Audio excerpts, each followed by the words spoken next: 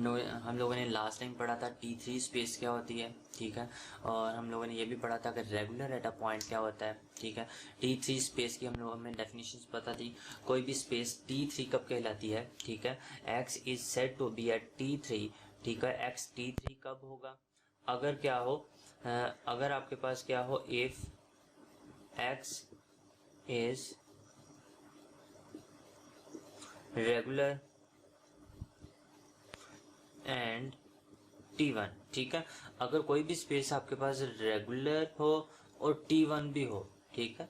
Regular space और T1 space, अगर ये दोनों प्रॉपर्टीज कोई भी स्पेस सेटिस्फाई कर जाए, हम लोग उस स्पेस को कह देते हैं T3 स्पेस है, ठीक है। अब हमें शो ये करना है, हमारे पास जो स्टेटमेंट है थ्योरम की, कि every T3 space is T2, कि हर T3 स्पेस है वो T2 स्पेस लाजमी होती है। अब T2 स्पेस आपके पास क्या होती है, T2 स्पेस का हमें पता है कि फॉर T2 स्पेस के लिए क्या होना चाहिए, फॉर टू डिस्टिंक्ट एलिमेंट्स के लिए, दो डिफरेंट एलिमेंट हों जो सेट को बिलोंग करते हों, देन उन दोनों के लिए एक डिसजॉइंट्स ओपन सेट एग्जिस्ट करने चाहिए सच दैट कि एक ओपन सेट में A बिलोंग करे, दूसरे सेट में क्या करे, V बिलोंग करे।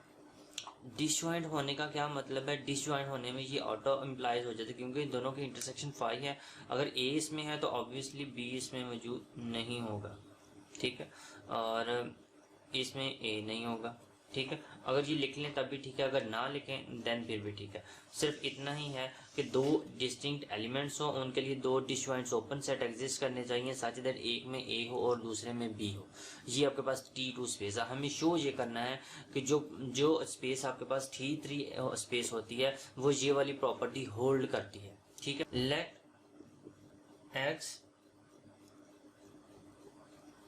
be a T3 space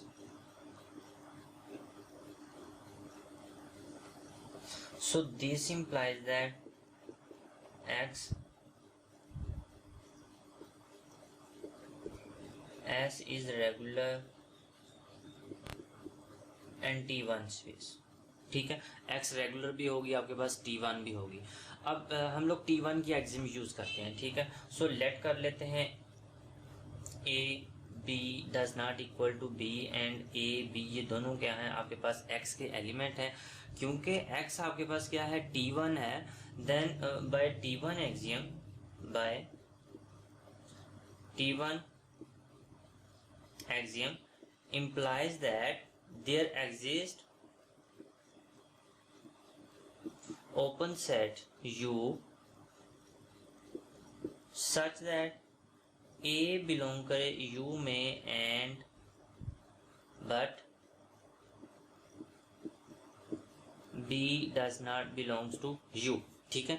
यही T1 स्पेस का एक्सिम था कि एक ओपन सेट ऐसा होना चाहिए कि उसमें एक एलिमेंट बिलोंग करे और दूसरा एलिमेंट ना बिलोंग करे। सिंस क्योंकि ये ऑर्बिट्रेरी, क्योंकि हम लोग जनरली यूज़ कर रहे हैं, तो जनरली जो टोपोलॉजी डिस्कस की जाती है वो स्टैंडर्ड टोपोलॉजी डिस्कस की जाती है। सो स्टैंडर्ड टोपोलॉजी में आपके पास क्या होते हैं कि सिंगलटन्स क्लोज्ड होते हैं, ठीक है। सिंगलटन्स क्या होते हैं, उसमें क्लोज होते हैं। सो आपके पास सिंगलटन जब क्लोज होते हैं, सो दिस इंप्लाइज दैट ये वाला जो सिंगलटन है दिस इज क्लोज्ड, ठीक है। ये भी क्या होगा, क्लोज्ड होगा। अगर ये क्लोज्ड है, ठीक है, ये क्या है, क्लोज्ड सेट है, देन आपके पास रेगुलर क्या कहती है, रेगुलर ये कहती है, regular then by the definition, by the definition of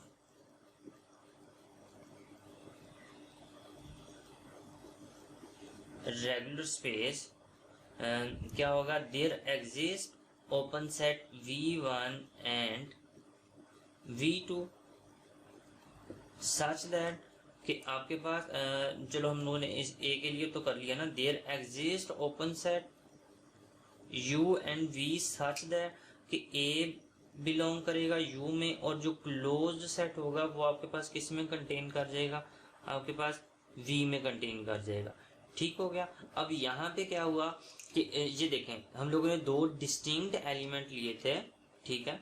there exist U V such that U V intersection is equal to 5। A किस में बिलोंग कर रहा है, यू में, बी किस में बिलोंग कर रहा है, वी में, और इन दोनों के इंटरसेक्शन भी क्या है, 5 है। सो this implies that X is T2 space. ठीक है, ये आपके पास क्या हो गया, इसका प्रूफ हो गया। यहाँ पे देखें हम लोगों ने पहले क्या किया, T1 स्पेस का एक्सिम यूज किया। वो क्या कहता था कि दो डिस्टिंक्ट एलिमेंट के लिए आपके पास क्या होना चाहिए, एक ओपन सेट ऐसा एग्जिस्ट करता है कि उसमें एक एलिमेंट हो लेकिन दूसरा ना हो। अब देखें एक एलिमेंट ए, हम लोगों ने ए के लिए यू ओपन ले लिया और बी यू में नहीं है। देन हम लोगों ने कहा कि जो स्टैंडर्ड टोपोलॉजी उनमें सिंगलटन्स क्या होते हैं, क्लोज्ड होते हैं। सो आपके पास ये वाला जो सिंगलटन हो गया, ये फिर क्या हो गया, आपके पास क्लोज्ड हो गया। जब ये क्लोज्ड हो गया देन दैट ये क्लोज्ड सेट है और ये क्लोज सेट में एलिमेंट नहीं है। रेगुलर स्पेस की डेफिनेशन जो थी वो ये थी,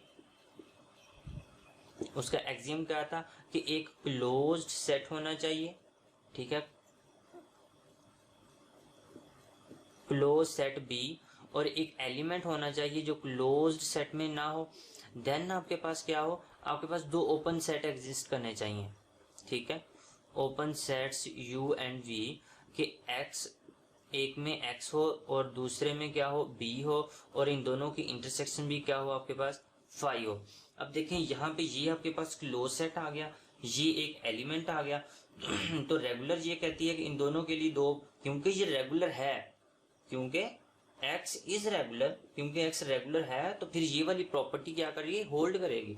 जब ये होल्ड करती है तो ये एक a ले लिया, ये एक b ले लिया क्लोज सेट, और ये उसमें एलिमेंट नहीं है, तो इन दोनों के लिए दो ओपन सेट एग्जिस्ट करेंगे u और v, जिनकी आपके पास इंटरसेक्शंस क्या होगी, 5 होगी। तो T2 का भी यही एक्सियम था, कोई भी दो एलिमेंट्स लो, उन दोनों के लिए एक एक ओपन सेट होना, डिसजॉइंट्स ओपन सेट एग्जिस्ट करने चाहिए कि एक में ए आई दूसरे में बी आई, इन दोनों की इंटरसेक्शन भी क्या हो, 5 हो। तो ये प्रॉपर्टी हम लोगों ने क्या कर दी, शो कर दी। So this implies that X is a T2 space.